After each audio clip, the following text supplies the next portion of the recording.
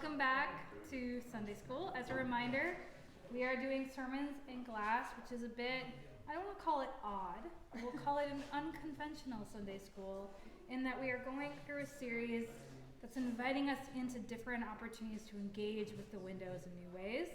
And today we have doctoral student at Baylor in the English department, Anna Beaudry, to lead us through Christ the Carpenter window and the Crucifixion window. Yes. So welcome, Anna. Thank you. Thanks. I'm excited to be here. I was really excited when Rachel asked me to do this because I think art and poetry working together, the goal of this sermon series is to sort of re-enchant the glass that maybe for a while we've just kind of taken for granted in the sanctuary space. And so as we head back into that around Easter, just being able to appreciate and engage with these windows in new and compelling ways. So today, as Neil mentioned during announcements, if you're here during the 9 o'clock, we are going to be talking about the Christ the Carpenter window and the Crucifixion window with a little help from the American poet Emily Dickinson, who is the love of my life. My husband knows this. It's just how it is. I love her. She's the best. The title I have for today is just Emily Dickinson and the Tender Carpenter of Calvary. This is just a few little things about me. As Rachel mentioned, I'm a doctoral student at Baylor in the English department, but I wanted to introduce you to how I got to know Emily Dickinson.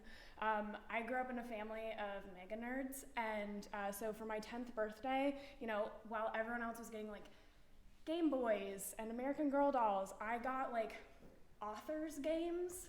And so I got this deck of cards of American authors, and I remember flipping through them and looking at their pictures in this deck of cards, and there was Harriet Beecher Stowe and Phyllis Wheatley and Pearl Buck and all these great authors. But I remember Emily Dickinson's, her face just kind of captured my attention. She has these big, bold eyes, and they kind of jump at you from the page. And they would list some of their works' titles, and I just remember being really enchanted by the titles of her poetry. But I don't actually remember reading much of her growing up. It wasn't until I was a senior in undergrad, and for my senior capstone project, I did a one-woman play on the life of Emily Dickinson. I didn't write it. There's a very famous play on her life out there called The Belle of Amherst that I got to perform. What I am really grateful to Dickinson and her poetry about was it was a very difficult period of my life. I lost 3 grandparents in a period of 8 weeks during that spring, and it was kind of a faith crisis for me as I went through that time. I went through a period of just serious doubt and grief, and her poems kind of became prayers for me during that time. As I didn't have words of my own to pray, her words were a comfort and a presence during that time. So that's me and Emily. So we are talking about windows today, and we're going to be doing this in an unconventional way. I want us to begin by kind of engaging with the windows, and then we're going to go through some poems that hopefully will help us see aspects of these windows or the meanings of these windows in a different light. Yes, if you're coming in, there are handouts and pencils and pens, so please grab a handout and something to write with. Because we're going to be, I'm a teacher. I love activities for people. But the first window we're going to be starting with today is Christ the Carpenter window. It's the one Neil pointed out during the service. And we've got 3 panels. So over here we have the saw. Each panel is depicting some hand tool that Christ would have used in his vocation as a carpenter. We have the saw. Over here we have the protractor. We have the square. I think this is supposed to be the ruler that kind of marked out places, and then a hammer, and then along the bottom here we have the block pointer. But taken as a whole, I forgot, isn't that a little? It doesn't work. Okay, I was hoping I had the little laser pointer. But taken as a whole, they're supposed to evoke the Chi Rho. The Chi Rho, the first 2 letters of Christ's name, it's often used as kind of a symbolic representation of Christ. So this window, we're really trying to think of Christ as a human being, that divinity took on human flesh and came to earth and lived an ordinary, mundane life up until 33 when he had his astonishing ministry. But prior to that, Christ was just kind of an average Joe and very unremarkable in many ways. So we'll be thinking about Christ's humanity as we go through some poems dealing with this window. Secondly, we have the Crucifixion Window. So in the left panel, you can see here we have the cross and the broken, bleeding heart. We have the spear and then the sponge that they lifted up on the stick with vinegar while Christ was on the cross. And then along the bottom, we have the 4 nails that went into Christ. And so on the one hand, I feel like pairing the Carpenter window and the Crucifixion window, they make a lot of sense. We have Christ the Carpenter, and the crosses were constructions. They were, made probably by carpenters. But at the same time, they seem kind of odd pairings because we have humanity in Christ's vocation as the carpenter, and then we have this very just monumental thing that happens on the cross that really emphasizes Christ's divinity. But today I want us to kind of back it up a little bit and think about the human being that was on the cross. Because I think it's very easy for us to think about God on the cross, but I want us to really think about Jesus Christ of Nazareth, the human being on the cross. So pairing these things together. Okay. I know not everyone here might be an expert on Emily Dickinson, so a little bit of background on her. She was an American poet. She lived from 1830 to 1886, so lived through the Civil War. She grew up in Amherst, Massachusetts, and spent over 90% of her life in Amherst, Massachusetts. Her father was a lawyer. His father had helped found Amherst College, which is still there today. She's the middle child of 3. I'm still waiting for someone to make like a soap opera series about her older brother and his family life. It's crazy. You should read a biography about their family. It's nuts. And her younger sister Lavinia is the OG cat lady. She had like 1 trillion cats, and it drove Emily crazy. She grew up going to the local grammar school. Read, wrote, was just a very normal little girl. We have like the letters she wrote to her little friends in elementary school. And then when she was 16, she went to Mount Holyoke Female Seminary. This was not unusual for girls of her class and age. She was there for about a year. It wasn't necessarily a negative experience. You'll read a lot of biographies that try to portray it that way, but it was a mixed experience. The woman who ran the seminary, Mary Lyon, she was very devout and had a firm emphasis on conversion. And so at the very start of the term, she would divide the girls into groups. So you would have those who already professed faith, those who were kind of on the fence, and then those who were not yet saved. And as the semester went on, more and more people moved over to the conversion side of the hall, but Emily just never felt that she could make the type of profession of faith that the instructors were wanting from her. Keep in mind, she grew up during the Second Great Awakening, and so there was a lot of like emotionalism and sentimentality and things like that, and she just never felt that was quite genuine to who she was. So by the end of the term, she was the only one left in her class in what the principal called the no hopers category. So you can understand how that might have been a bit of a religiously traumatic experience for her, and certainly shaped her relationship to faith for the rest of her life. She returned home after this and hardly left Amherst after this. By the time she was around 30, she started leaving home less and less. And by the time she was in her 40s, she rarely left her property or saw people outside of her own family. There's all sorts of theories, like, was she agoraphobic? Was she, was there mental illness involved? There's a lot of theories. No one knows exactly for sure. What we do know for sure was that poetry writing was just her number one priority. And if she had gotten married, if she had had children, if she had continued with kind of the typical social life of the day, she would not have been as prolific a writer as she was. And so she wrote 1,789 poems in her life. She didn't start writing, her first poem was written when she was 20, and she only lived to 56. So in 36 years, she wrote almost 1,800 poems. At one point, she was averaging about a poem a day. So prolific writer. And she did this from her little room. This is her house up here on the side. Her bedroom is right here. And she would write on anything she had at hand. The picture down here, she'd write on the back of envelopes. People got spam mail even in the 1800s, so they'd get like ads in the mail, and she'd write on the back of these advertisements. She'd write on the back of recipe cards. She'd write on normal paper too, but poems flowed out of her, and so she just grabbed whatever was at hand, and she would write poems down on it. Her poems center on a number of themes, but the ones that pop up most frequently are nature. We're gonna be talking a lot about like heavy theology and like death today, so sorry, that's a bummer. But she does have a lot of really playful poems. They're great to introduce to kids. If you want like kids Emily Dickinson resources, I'm happy to talk to you about those afterwards. But the ones we're gonna be looking at today tend to center around religion, faith, doubt, eternity, and death. But basically, if you have a topic you want to read about, Emily probably has a poem for you.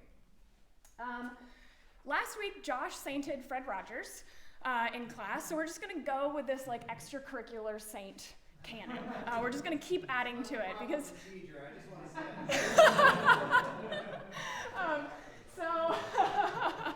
I like to think of Emily as the patron saint of doubters and rascals.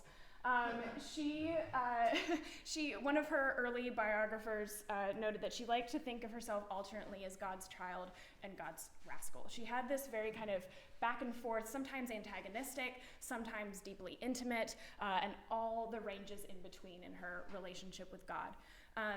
You'll find biographers who want to insist she was like a passionate agnostic or atheist, and others who want to portray her as this very orthodox believer. She was neither. She's somewhere in between. I think the quote from her that sums her up best, she wrote to a friend and was talking about eternal things. And she wrote, on things of eternity, I believe and disbelieve 100 times an hour, but by doing so, keep faith nimble. And so I love that. I think I personally relate to that. I do not have one of those like linear, peer-like faiths. And so the idea of keeping faith nimble, I think, is a really good kind of guiding phrase for engaging with her poetry. I really love Lauren Winner. I'll pull a little bit from her today. She's a theologian. She teaches at Duke. She talks about, she tells a story in her book that Emily gets pulled into a lot.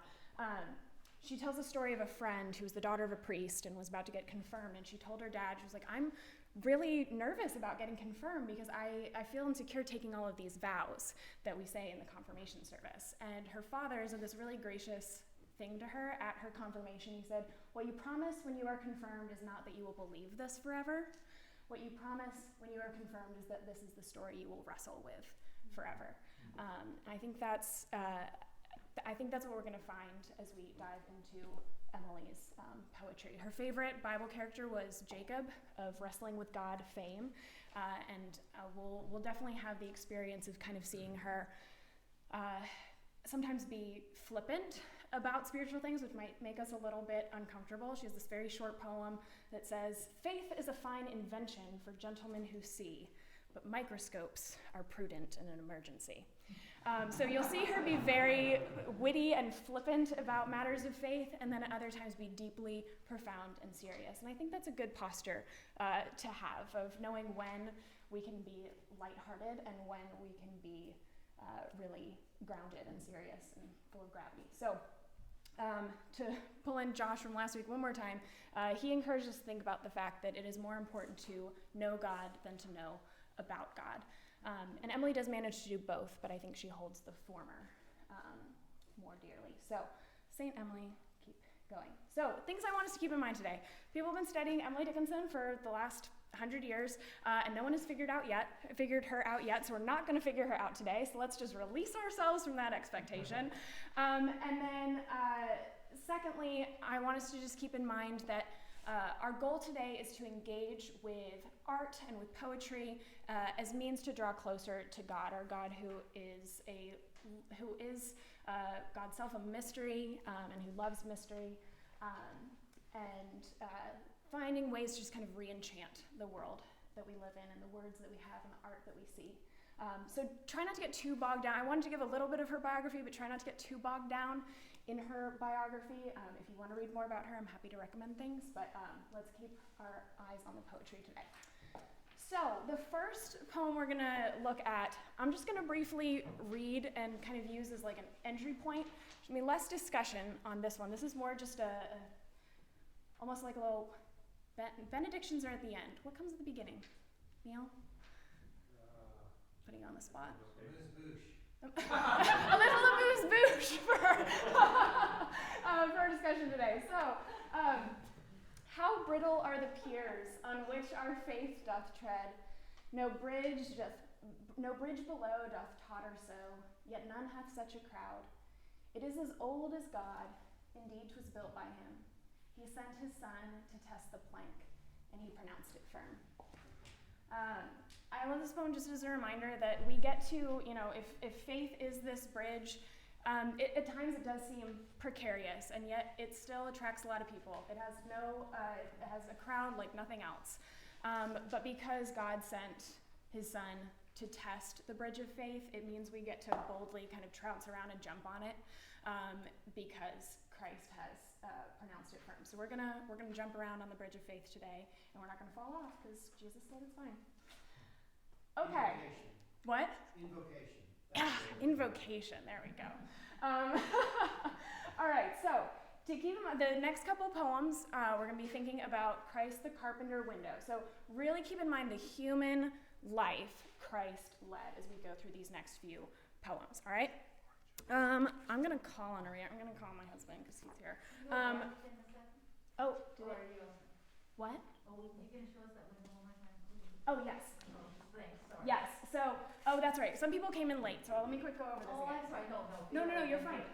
We have the saw over here. We have the protractor, the square, the hammer, and I believe this is supposed to be the ruler. And then down here we have the block planer. So these are the tools, just the kind of physical accoutrement of Christ calling as a day laborer. I think it was really helpful.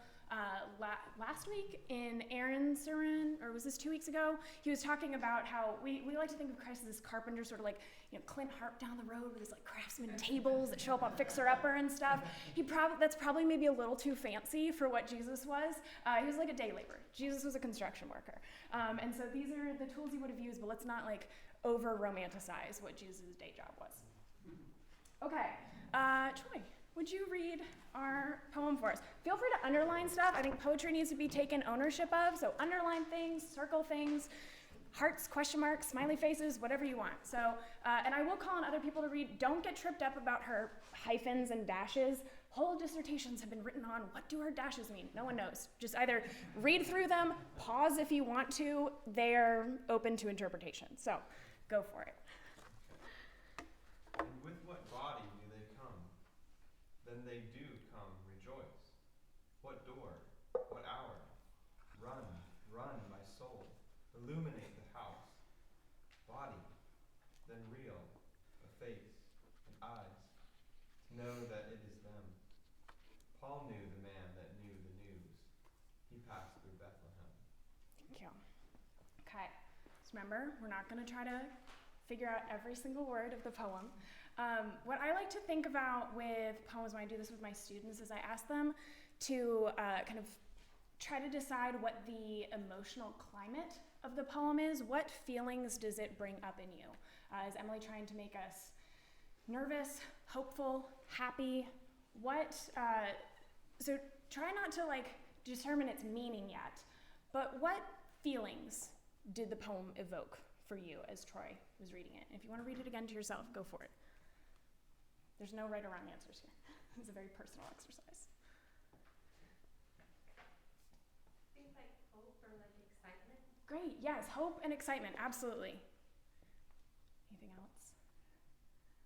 Christina? At the same time, it almost feels like questioning the reality of it. Is this actually happening? Is this an actual real thing?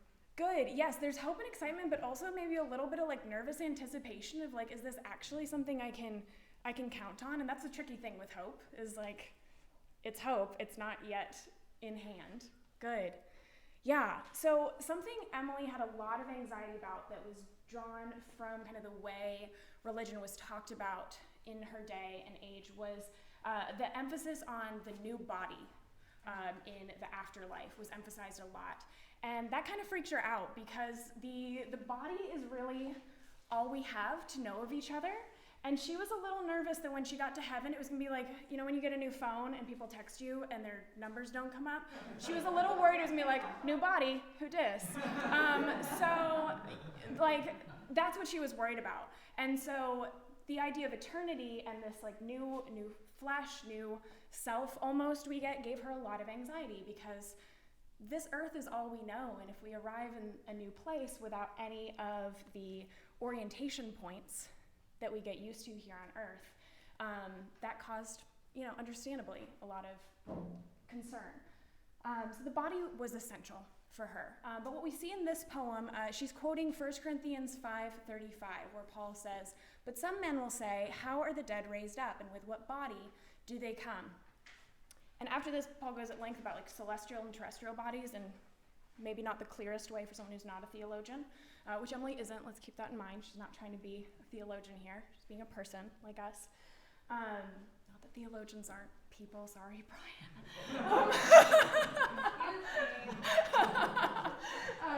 But she draws a lot of comfort here. If the dead do come with bodies, and Paul seems to imply that, you know, the dead will be raised, that they will come with a body, and that since Christ put on a body, that there must be something good about the body that will be preserved in the life to come. And so she draws some comfort here, but not without trepidation, as Christina meant. It's like she's wanting to believe that this will be the case, that she will recognize her loved ones in the next life. But what we get to look up to in Christ as Carpenter is Christ as a human being, that Christ put on a body, and that after he was raised from the dead, he was still recognized by his friends, by the people who loved him. And she draws great comfort from that. Okay, I hate moving this quickly, but we're gonna keep going. Let's see, anyone want to volunteer as another reader? I will pick on people because I'm mean. Dan, go for it. It's both stanzas here? Yes. Okay, cool. The Savior must have been a docile gentleman to come so far so cold a day for little fellow men. The road to Bethlehem, since he and I were boys, was level, but for that, 'twould be a rugged billion miles. Great. So in this poem, and she does this a lot, she calls the Savior a docile gentleman, which is just charming. But this is known as a kenning, which is a literary device. Think back to who read Beowulf in school? Okay, good, a lot of you. Probably learned about kennings. They're two-word metaphors. Swan Road in Beowulf is their kenning for the ocean. Or Whale Road, as it's called Swan Road at one point, which doesn't make a lot of sense. I've never seen swans on the ocean. Whale Road makes a little bit more sense, but the ocean as the road for whales. Dickinson uses a lot of kennings in her poetry. Some of them here, I'll just list a couple of them. She calls Jesus the largest lover, the brave beloved, the giver of the gigantic sum, the compound witness, here, the man that knew the news. Oh wait, that's a different poem. The auctioneer of parting, and the tender carpenter. Christ wooing us on God's behalf, she calls him vicarious courtship, and a tender pioneer. So I want you to take a moment. Don't let Dickinson intimidate you. She's got some cool kennings. I want you to write down your own kenning for God. It can be as simple as good shepherd, loving father. I want you to just take a minute. Write down your own kenning for how, just a two-word descriptor, two-word metaphor for how, describing something that Christ means to you. I'll give you a minute to think about that.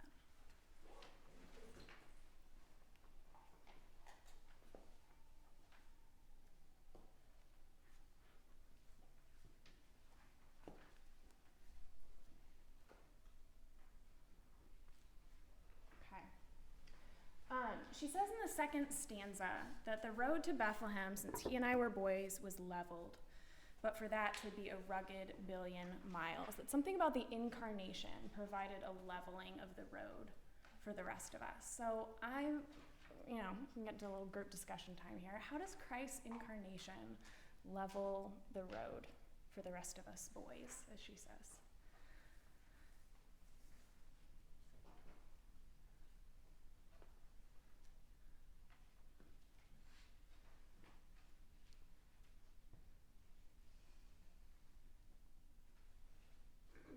Yeah.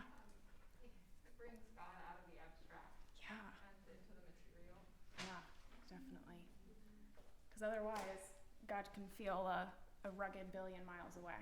Is that a reference to in Isaiah the rugged will be made plain?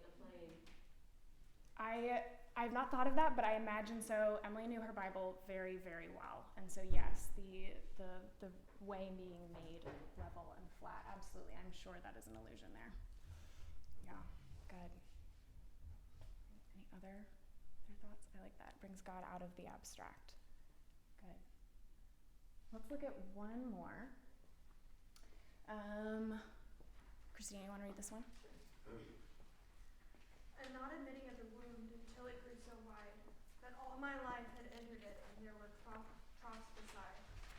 A closing and a simple lid that opened to the sun until the tender carpenter perpetual nail it down. Good. So here we get another one of those kennings, the tender carpenter. So this one's a little on the nose. When I picked this window, obviously, I was like, okay, well, we have to do this one.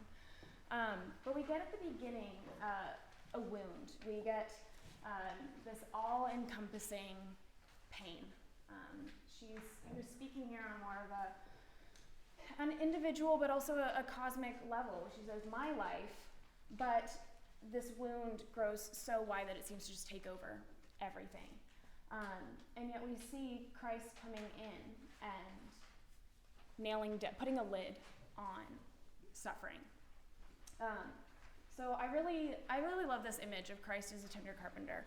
I want us, as we think through this poem and about the window we started with, of just these tools that Christ used. Like, think of his life on a day-to-day basis. He would have, inhaling sawdust.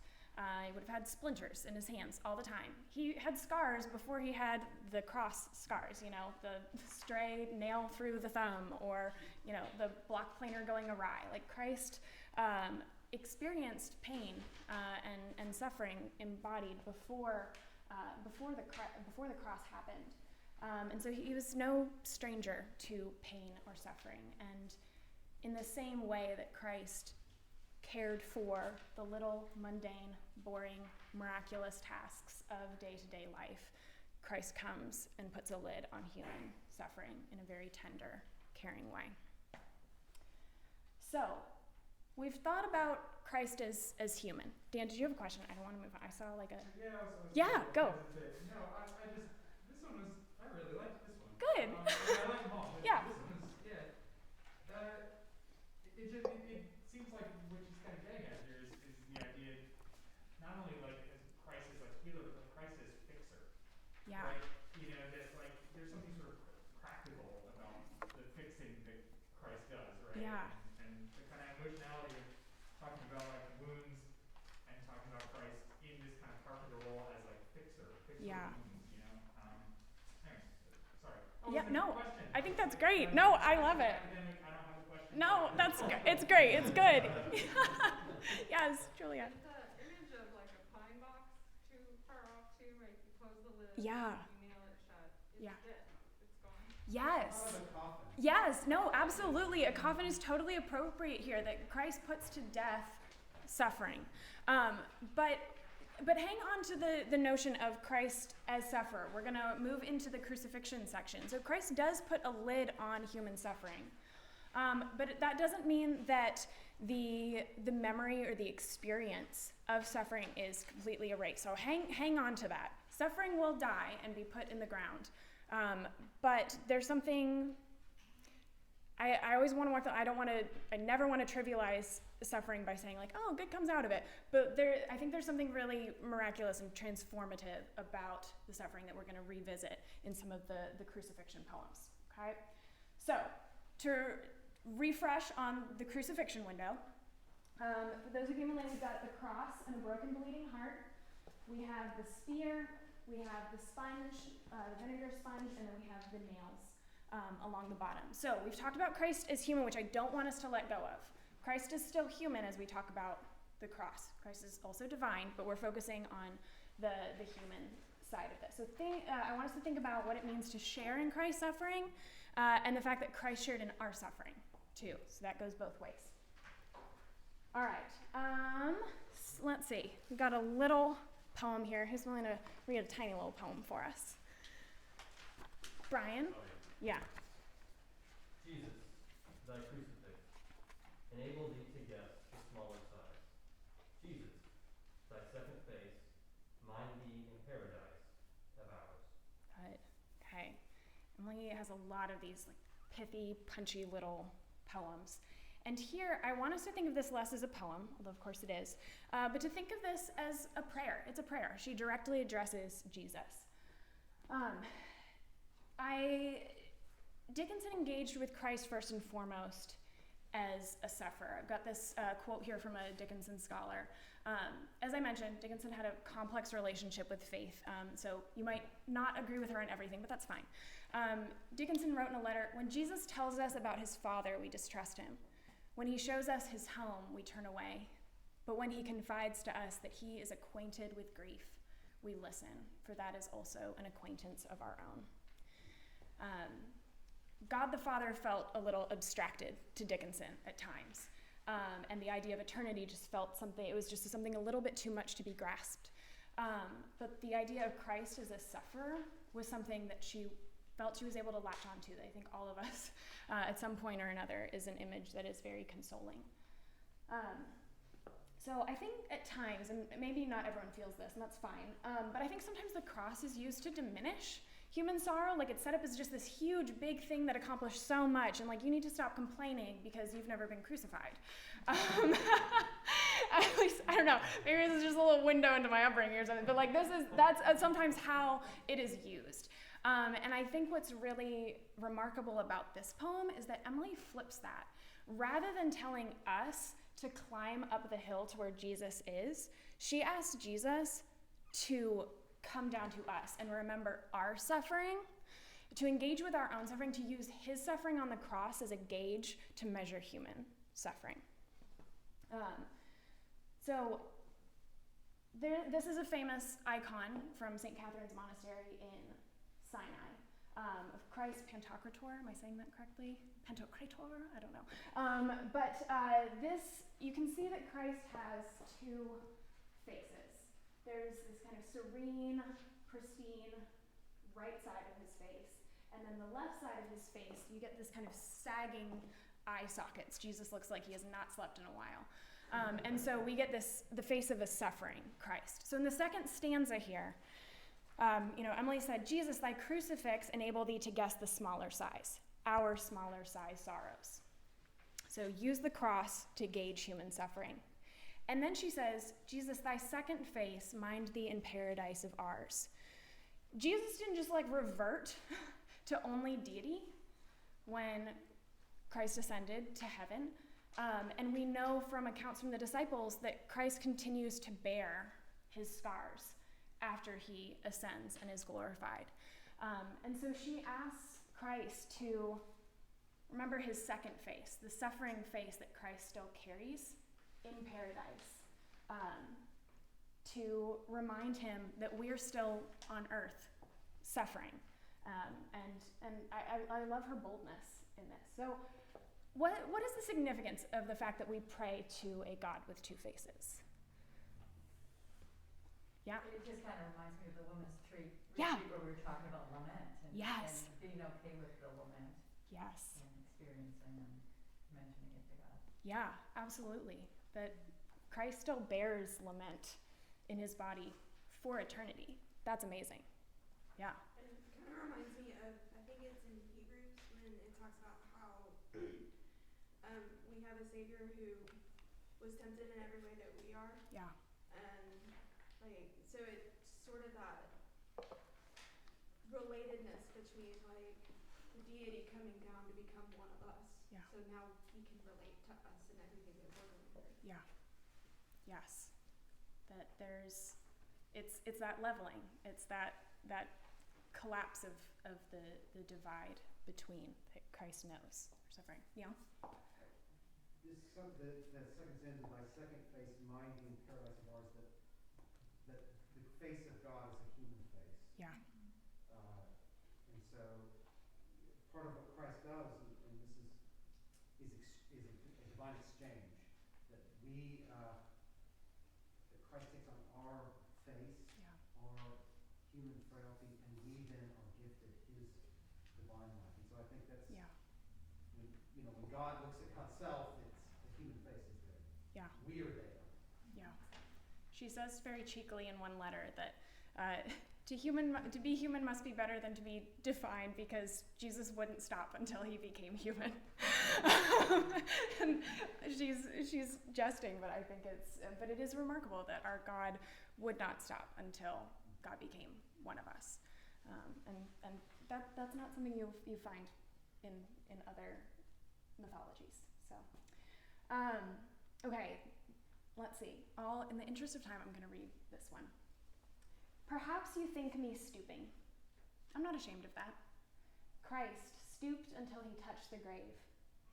Do those at sacrament commemorate dishonor, or love, annealed of love, until it bend as low as death, redignified above? We get an image of Christ stooping, and this is something everyone from mystics to skeptics and everyone in between has debated for centuries. Was the cross, was the incarnation, is the Eucharistic table, is this shame or glory, honor or dishonor? And in this poem, we see Emily describing stooping as a central aspect of God's character. In another poem, she uses the term condescension. She writes, could condescension be like this consent of language, this loved philology? I love that way she describes Christ, this loved philology. Philology is the study of language, and we have the word made flesh. It's this embodying. It's loving us so much that the word took on flesh. It's a embodied philology.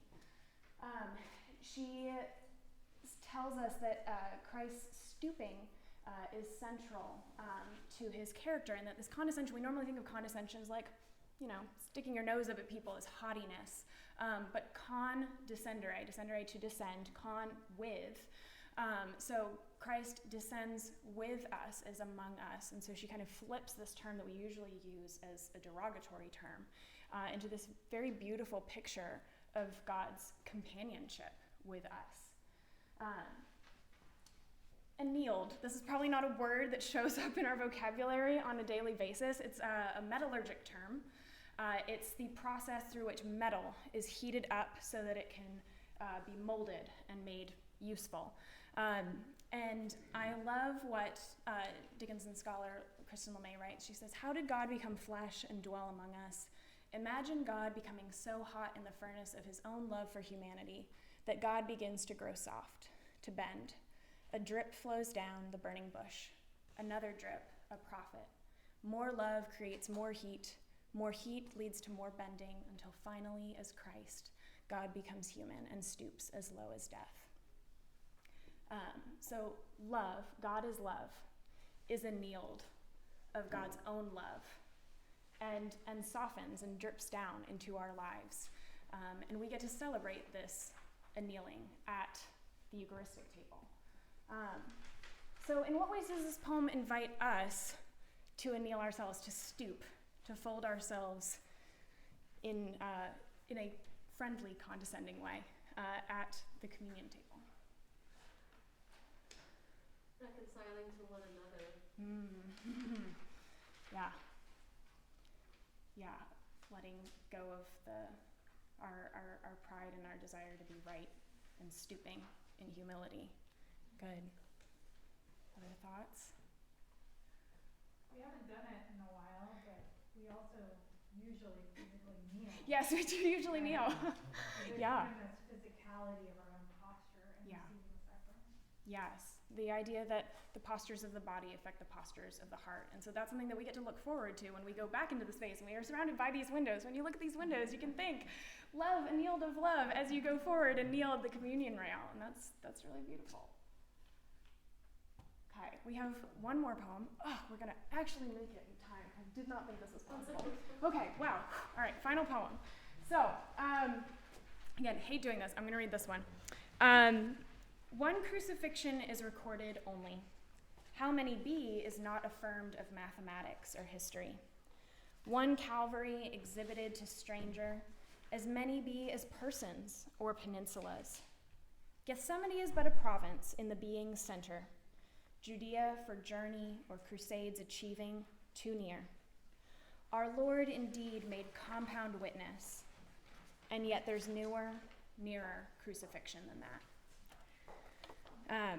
This poem's tricky. There's a lot of words and a lot of short little phrases that are tricky, but basically here, Emily's really struggling with the mathematics of the cross. How the heck is it that one person's death atoned for all? I know we can theologically parse that and make some sense and abstraction, but on paper that seems a strange sort of calculus. Or the idea that we are moving towards eternity, but this life that we put so much into, she was really bothered with the fact that the way it was preached about, it seemed to not matter to people, even though all of our lives' dramas are caught up in this world. And that what happens on the cross, in a way, does away with this life that we live. But rather than trying to find answers or comfort or consolation in the cross, Emily does something else instead. She looks to the cross for companionship. And the reason she does this is because she argues that crucifixion is happening everywhere. That we are still suffering. While Christ's atonement absolutely defeated death in a spiritual sense, we are still waiting for the defeat of death and pain and suffering in the eschaton. And so she remarks that Gethsemane and Cana are still a traveled route, that we're still here going to all those places of suffering and loss that Christ experienced. But his death makes him a compound witness to that suffering. What I think is really remarkable, I did not discover this, so I can't take credit for this, but the final line of the poem, "Then that." She ends the final line, this tiny little line, with 3 T's, 3 crosses. And so she does not have an answer to human suffering. She kind of, it's sort of brutal. She puts us all up on that hill. We are still suffering, but I think there's beauty in the recognition that we are not alone in that suffering, that we are there with Christ and Christ is with us. So where does this leave us? There's time for 2 questions.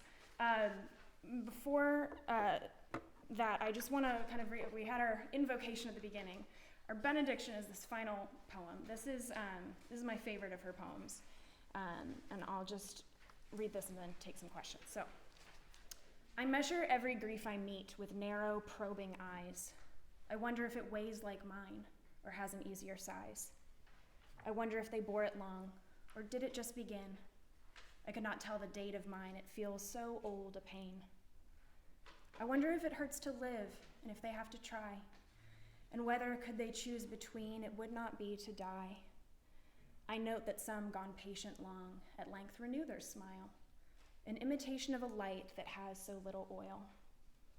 I wonder if when years have piled some thousands on the harm that could hurt them early, such a lapse could give them any balm.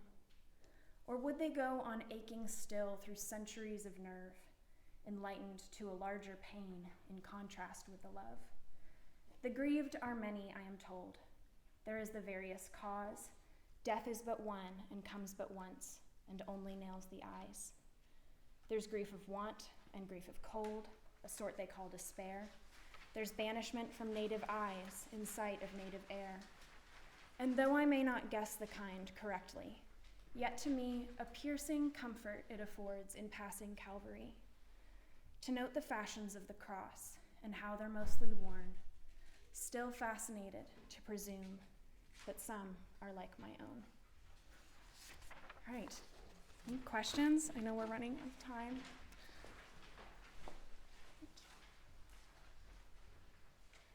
Well, thanks so much for going. Oh, yeah. Go for it. Yes. Do you feel like you've read something about her also sort of just in the context of her time wrestling with like this tyranny of empiricism or the rise of empiricism? And so you mentioned mathematics. Yeah. You mentioned history. How Yes. she can't make it all fit in a kind of scientific way. Mm-hmm.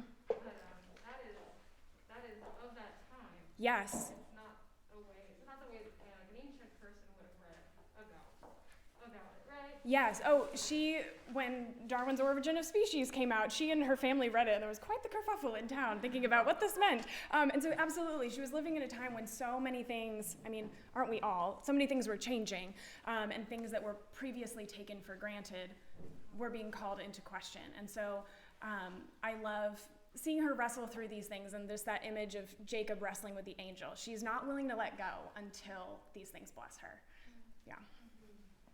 Yeah. Thank you. Rachel's given me the Oscars music, telling me to go off stage. Thank you, guys.